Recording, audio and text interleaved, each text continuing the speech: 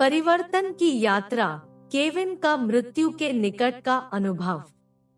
5 सितंबर 2010 को एक सामान्य से दिखने वाले दिन में केविन एक नियमित बाइक की सवारी पर निकले, जो अप्रत्याशित रूप से उन्हें एक गहन आध्यात्मिक यात्रा पर ले गई।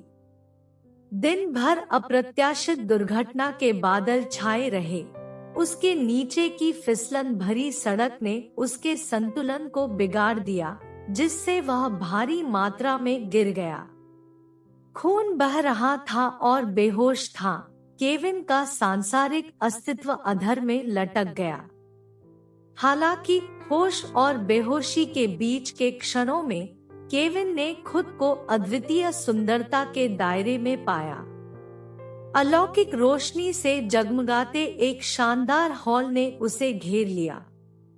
कुछ क्षण पहले जिस दर्द और चोट ने उसे जकड़ लिया था, वह दूर हो गया।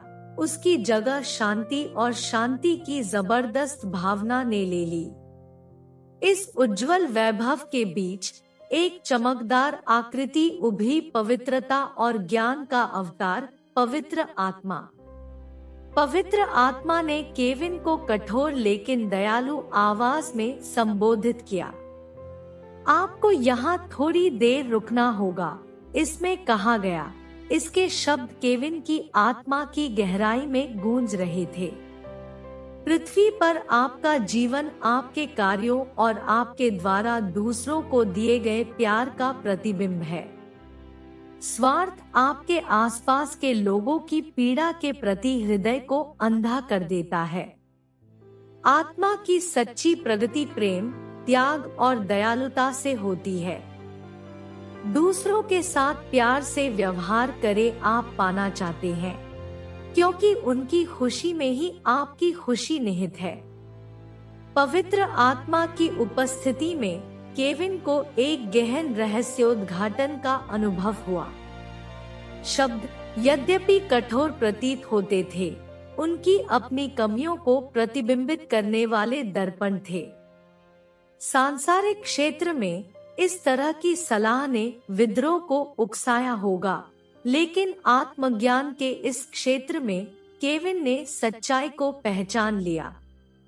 उन्होंने अपनी स्वार्थी प्रवृत्ति को स्वीकार किया, बदलाव की कसम खाई, प्रेम और करुणा द्वारा निर्देशित जीवन अपनाने की कसम खाई।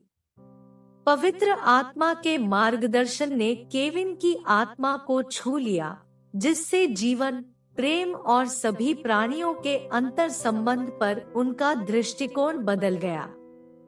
उन्होंने उस दिव्य क्षेत्र में एक वादा किया, दूसरों के साथ सच्चे प्यार और निस्वार्थ भाव से व्यवहार करने का वादा।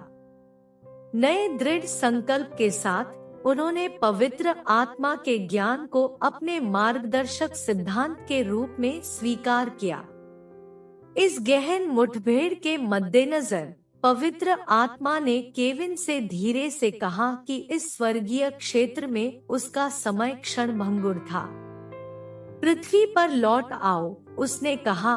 उसकी आवाज आशीर्वाद से गूंज रही थी। अपना जीवन नए सिरे से जिएं, अपने प्रियजनों को संजोएं और प्यार और दया की किरण बनने का प्रयास करें। किसी को चोट न पहुंचाएं, क्योंकि जो दर्द आप दूसरों को देते हैं, वह आपकी आत्मा तक पहुंचता है। उन शब्दों के उसकी चेतना में बने रहने के साथ केविन ने खुद को अस्पताल में वापस पाया। उसका शरीर दुर्घटना में लगी चोटों से उबर रहा था। शारीरिक उपचार में समय लगा, लेकिन उनके भीतर परिवर्तन तत्काल और गहरा था। वह अपने मृत्यु निकट अनुभव से मिले सबक को अपने साथ ऐसे ले गया, जैसे कोई पवित्र ज्ञान उसके हृदय पर अंकित हो गया हो। जैसे ही केविन ने अपनी ताकत वापस हासिल की, उसने जीवन का एक नया तरीका अपनाया।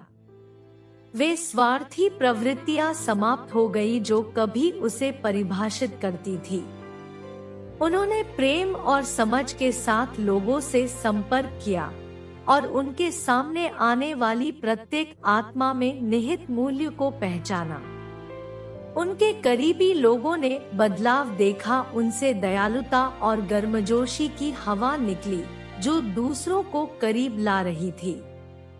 उनके चाहने वाले इस परिवर्तन से चकित थे और उन पर स्नेह बरसा रहे थे। उनके प्यार और कृतज्ञता के शब्द केविन के कायापलट के प्रमाण बन गए। वह एक ऐसा व्यक्ति बन गया था जो सच्चा प्यार करता था और बदले में उसे भी सच्चा प्यार मिलता था। केविन की कहानी उन सभी के लिए प्रेरणा बन गई जिन्होंने इसे सुना। स्वार्थ से निस्वार्थता तक की उनकी यात्रा ने आशा की किरण के रूप में काम किया, मानवता को प्रेम और दयालुता की परिवर्तनकारी शक्ति की याद दिलाई। उन्होंने अपने आसपास के लोगों को संजोकर अपने दिन बिताए, यह जानते हुए कि उनके द्वारा साझा की गई हर मुस्कान, दयालुता का हर कार्य ब्रह्मांड में गूंजता है, प्यार और सकारात्मकता का एक लहर प्रभाव पैदा करता है। अपनी नई समझ में केविन को सांत्वना और संतुष्टि मिली।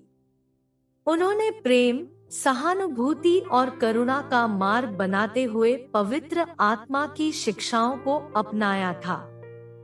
उनका मृत्यु के निकट का अनुभव केवल आत्मज्ञान का एक क्षणभंगुर क्षण नहीं बन गया, बल्कि एक मार्गदर्शक प्रकाश बन गया जिसने उनके और उन सभी भाग्यशाली लोगों के मार्ग को रोशन कर दिया जो उनकी कहानी को जान सके।